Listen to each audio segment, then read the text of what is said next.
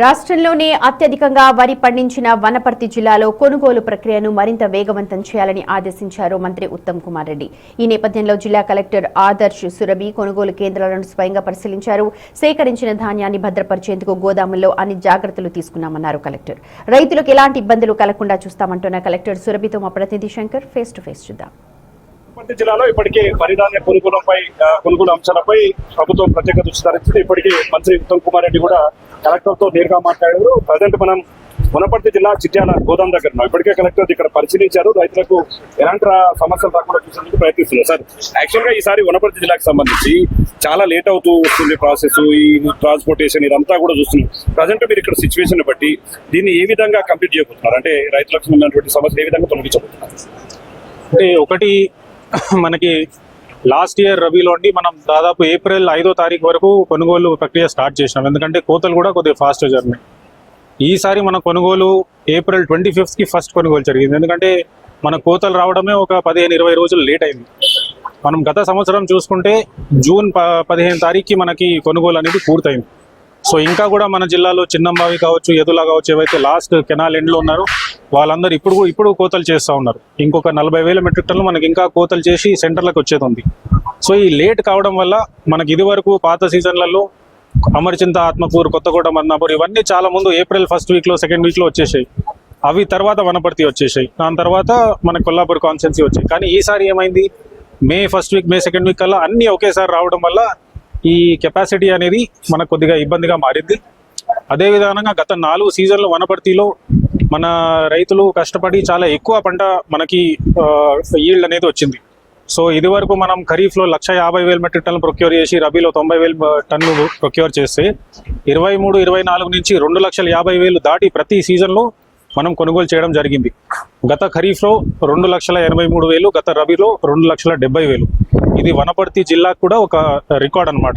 మొత్తం మన ఫస్ట్వైల్ మహబూబ్ నగర్లో కూడా మనమే వనపర్తి జిల్లానే మిగతా అందరికి కూడా రైస్ బౌల్ లాగా మారి ఉంది. మనకున్న రేషన్ కార్డులు 1,00,000 రేషన్ కార్డులు. సో మనం సంవత్సరానికి మనకి 30,000 మెట్రిక్ టన్నులు సరిపోతుంది. కానీ మనం పండించేది ఒక్క సీజన్కి 2,50,000 మెట్రిక్ టన్నులు పంపిస్తున్నాం. సో వనపర్తి అనేది మహబూబ్ నగర్కి ఇంకా మొత్తం తెలంగాణ జిల్లాలకు కూడా, హైదరాబాద్ కావచ్చు, రంగారెడ్డి కావచ్చు, మనం రైస్ బౌల్గా మారినాం. అది మొదటి అంశం. రెండోది, ఈసారి ఈ సీజన్ డీలే కావడం వల్ల కొనుగోలు మన దగ్గర రైస్ మిల్లర్లు కూడా చాలా మంది డిఫాల్టర్స్గా మారిపోయారు.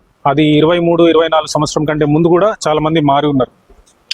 వాళ్ళందరూ డిఫాల్టర్గా మారి ఇప్పుడు చాలా మంది ఎవరికైతే ఇచ్చామో వాళ్ళ దగ్గర కూడా స్టోరేజ్ సగం ఫుల్ అయ్యి సగం ఉండడం వల్ల మనం ఎక్కువ శాతం గోడౌన్ల మీద డిపెండెంట్ అవుతున్నాం. అందుకని ఇప్పుడు మనం చూస్తున్న చిట్యాల గోడౌన్లో కూడా ఇక్కడ SWCకి హ్యాండ్ ఓవర్ చేసి, ఇక్కడ కొద్దిగా అవసరం ఉంది, బయట షెడ్లు పెడితేనే SWC వాళ్ళు తీసుకుంటామని చెప్పేసరికి ఆ షెడ్స్కి కూడా వేరే ఏదో ఒక DMFT ఫండ్ నుంచి మేము అవి ఇప్పించి ఇక్కడ ఇమ్మీడియట్గా స్టార్ట్ చేసినాము. 30 మంది హమాలీస్ కూడా ఇక్కడ సపరేట్గా బీహార్ నుంచి వచ్చి ఇక్కడ అన్లోడింగ్ చేస్తూ ఉన్నారు. సో ఈ హమాలీ సిబ్బంది కూడా ఎక్కువ మంది ఇక్కడ అవైలబుల్ లేరు. బీహార్ నుంచి ఎలక్షన్స్ అయిన తర్వాత రిటర్న్ రాలేదు. సో ఇవన్నీ ఇబ్బందుల వల్ల కొద్దిగా స్లోగా జరిగింది. బట్ ఇది వరకు మనకు జరుగుతున్న 21-22 చోట్ల అన్లోడింగ్ ఈ రోజు నిన్న సాయంత్రానికి 38 ఉండి ఈ రోజు అది ఒక 48-50కి మారే అవకాశం ఉంది.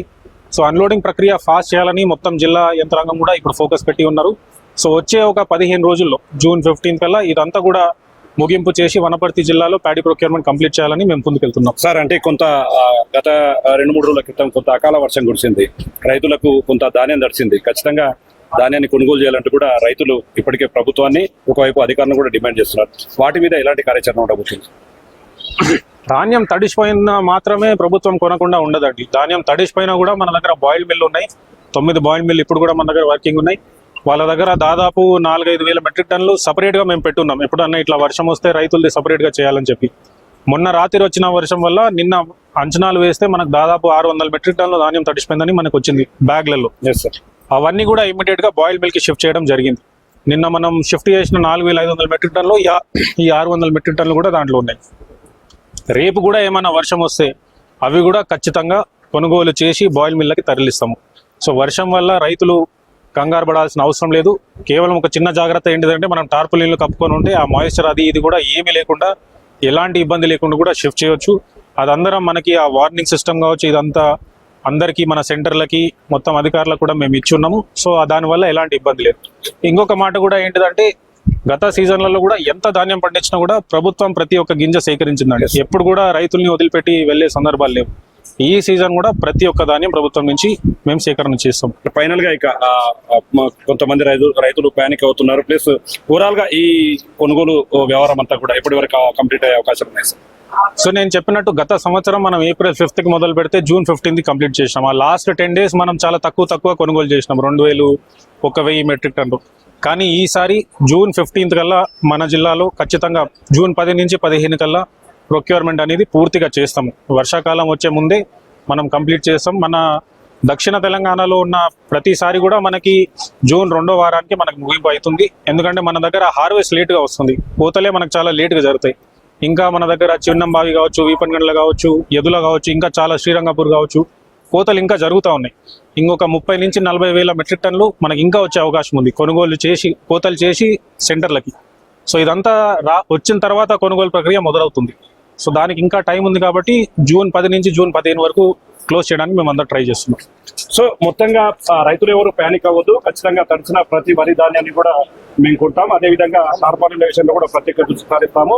మరో 10-15 రోజుల్లో కూడా పూర్తి స్థాయిలో కొనుగోలు ప్రక్రియ కంప్లీట్ చేసి రైతులకు ఇబ్బంది రాకుండా చూస్తామని చెప్పి వనపర్తి జిల్లా కలెక్టర్ ఆదర్శ్ రవి చెప్తున్నటువంటి సిచ్యువేషన్ ఇక్కడ కనపడుతుంది. వనపర్తి జిల్లాలో వరి కొనుగోలు ధాన్యానికి సంబంధించినటువంటి update. Camera person Nageswara Shankar, big TV, Wanaparthy జిల్లా.